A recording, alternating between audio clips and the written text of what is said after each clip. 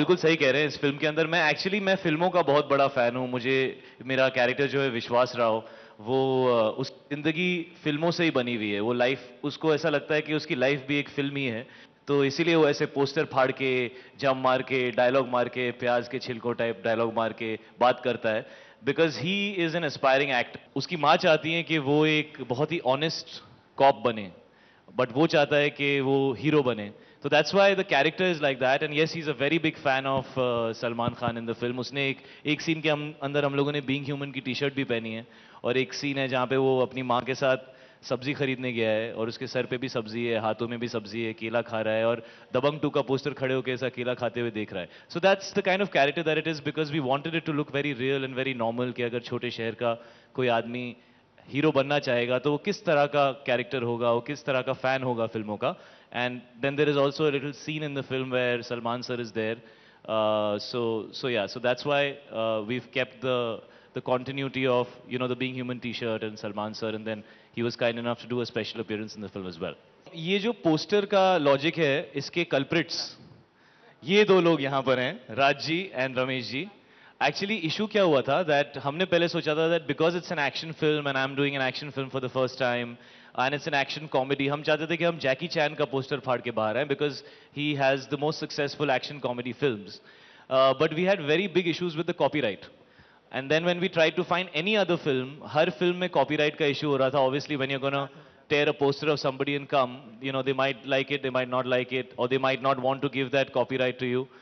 तो eventually ये decision Ramesh ji और राज जी ने लिया कि हम अपनी ही फिल्म के पोस्टर में से फाड़ के तुझे ले आते हैं, because फिल्म का टाइटल है फटा पोस्टर निकला hero. Because the Katrina is a big fan of Salman, and ऐसा एक इंसिडेंट हो जाता है कि सलमान comes there.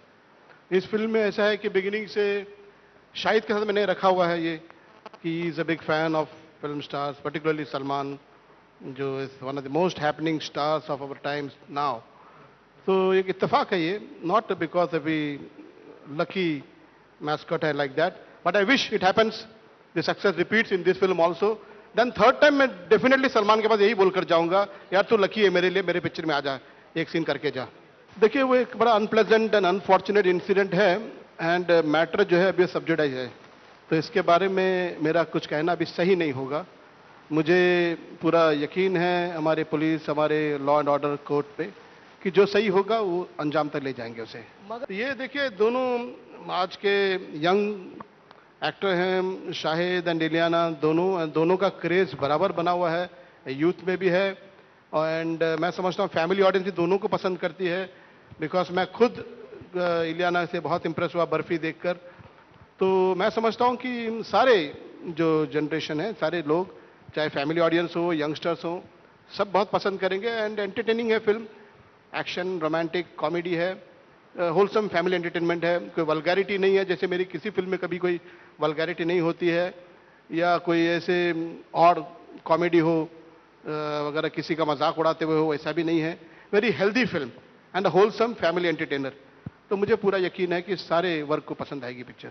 मैं अपने फादर को बहुत चाहता हूँ, बहुत कम जगह बची है दिल में मेरे, but Amit ji and Dilip Sahab are two people I hugely admire and I pretty much have seen most of their films. मुझे ऐसा लगता है कि there is so much to learn from both of them.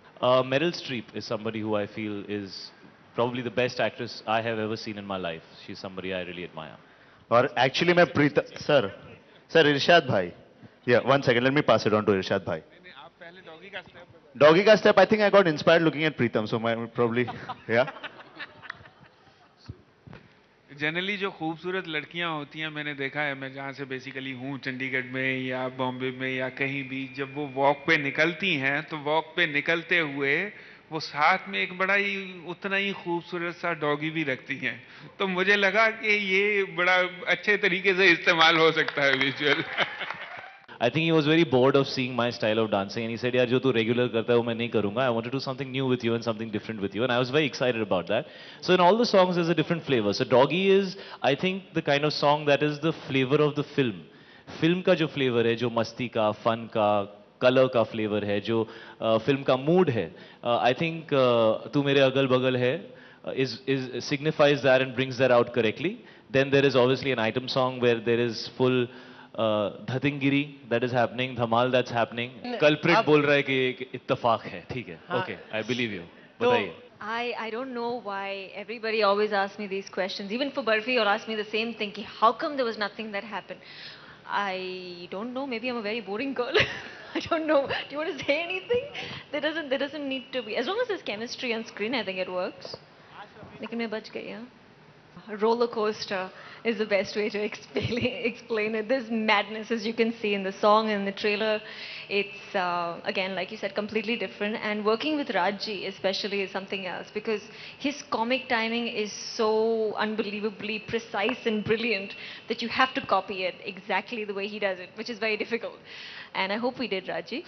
But it's been fun. It's been a whole lot of fun. Uma Qureshi. जी जी जी, मैं पहली बार सुन लिया था और उसका जवाब एक्चुअली मैं पेपर में दे चुका हूं। मैं जिंदगी में सिर्फ 2 बार मिला हूं उनसे, और आपके काबिल दोस्त ने जो कहा था वो, अभी क्या कहूं मैं, ये आदत हो गई। अगर मैं किसी के साथ कॉफी पीने जाऊं, अगर मैं किसी, एक्चुअली हम लोग कभी कॉफी पीने नहीं गए, हम लोग कभी फिल्म देखने नहीं गए, हम लोग कभी वॉक पे नहीं गए, हम लोग कभी गाड़ी में नहीं गए साथ में, इसलिए मैं और इलियाना लिंक नहीं हुए, बिकॉज इनका स्केड्यूल काफी बिजी है, from south to north to everywhere, इनके पास वक्त नहीं है। अनफॉर्चुनेटली हमारी फिल्म भी आउट ऑफ बॉम्बे ज्यादातर शूट हुई है।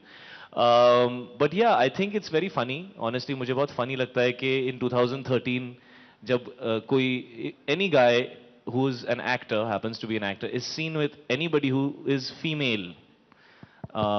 Thankfully till now it's just female. उनका कुछ चक्कर चल रहा है, तो you know अब तक हाँ लड़कियों तक ही restricted है. I hope you guys don't run out of options and start naming boys. That might be not very nice.